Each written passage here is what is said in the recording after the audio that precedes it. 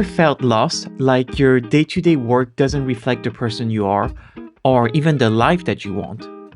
As creative people and artists, we're even more sensitive to these type of feelings. I think that we crave to express ourselves and find purpose through our art, but often we find ourselves caught in the grind. I mean, we all need to pay our bills, right? By the way, I'm Simon. I'm a digital artist, content creator, and top teacher on Skillshare. And I'm here to help you feel a little bit less lost by the end of this video. So stick around and let's dive into some ways to navigate all these negative feelings you might have. So where do we start? First of all, I can assure you that you're not alone in this situation.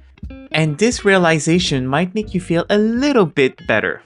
The feeling of being lost is more common than you think. And I think within the last 3 months, I observed friends leaving corporate roles, when I say good roles, not just for better pay or perks, but for a chance to pursue a life that aligns more with their inner values. For example, I have a friend who left her marketing job to become a full-time painter, and I think that's so admirable. I also have another friend who is spending 3 months in South America, and my former boss now runs a bed and breakfast in the countryside of Denmark. And they all wanted to step off of the hamster wheel and pursue something that truly resonates with themselves. And I have a huge amount of admiration for them. The fact is that this is a much larger movement and it's happening around the world. It's often referred as the Great Resignation. This is where employees leave their job, especially after the pandemic, in search of a more meaningful work. Many of us have started to realize that working for a paycheck also isn't enough.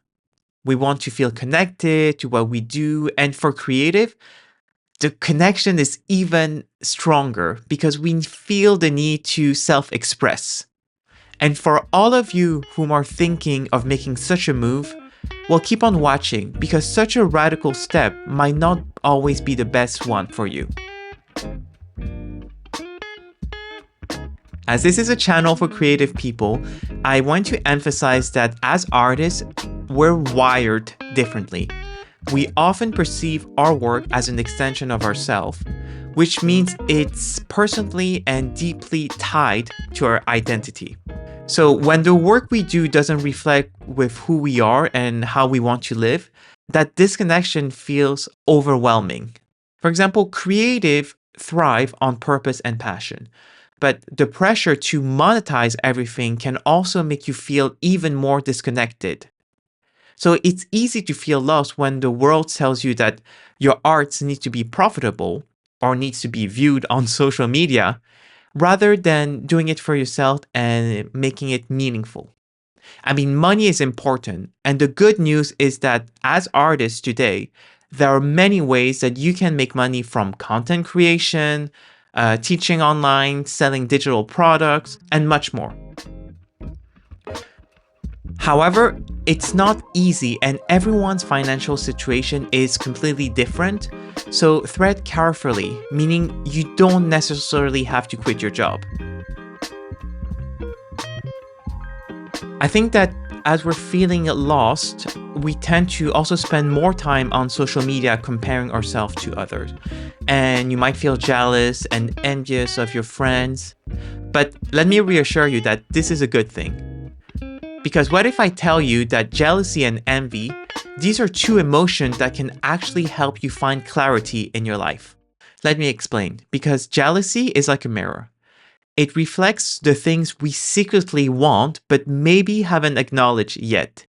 So when you feel jealous of someone's success or lifestyle, it's often a sign that you value what they have. So instead of suppressing these feelings, use them as a tool for self-reflection. For example, when I saw my friend leaving her job to become a painter, I felt a twinge of jealousy. But instead of resenting her, I used that feeling to ask myself, well, what do I really want to do? What am I missing in my creative journey?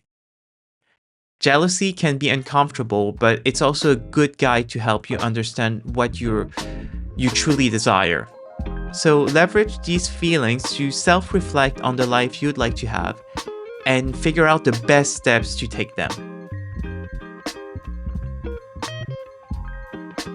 Now, what if you can't make it? One of the biggest obstacles for creative people, or really for anyone, is the fear of judgment and failure. We often hold back because we're afraid of what others are going to think about us, especially if we don't succeed. So the first step is to overcome these fears and to accept the judgment that others may have is really inevitable. And who cares? Because no matter what you do, someone will always have an opinion. Here's the thing. You can't control how others perceive your work, but you can control how you respond to it. And who cares what they think, right? When I quit my job, I really thought that people would laugh at my naive dream of becoming a full-time artist. Instead, all my ex-colleagues were super supportive and also hinted that they wish they could pursue their own dream. So a lot of the negative thoughts really lived in my head. But failure is also part of the process. Every artist, from beginners to professional, experience failure. And the key is to reframe failure as a feedback. So instead of thinking it as the end, think of it as a stepping stone to refining your craft. Don't let fear paralyze you and let it push you forward. I know it's easier said than done, and I'm also on my personal journey to deal with this.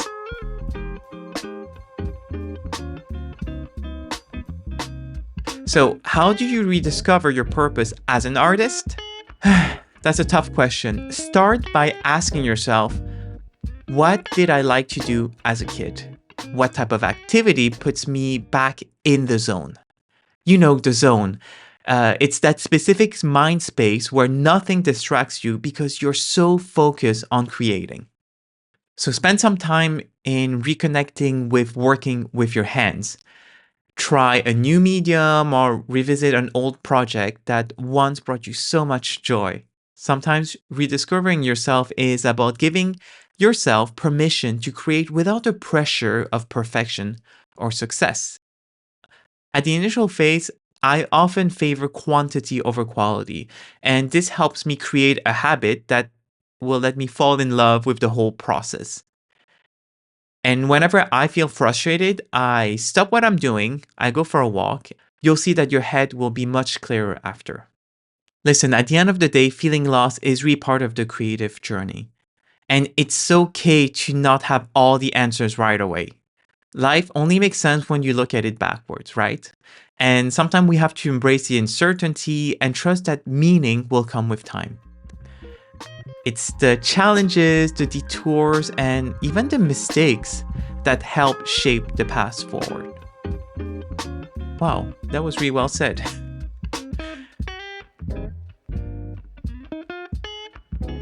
So remember, the journey itself is where the magic happens, and taking the first step is often the most difficult one. And thank you so much for sticking with me throughout this video. I hope you feel a little bit less lost and maybe even inspired to take the next step in your creative journey. And if you want to tap into your creativity, I have a 30-day free on Skillshare to help you discover new classes.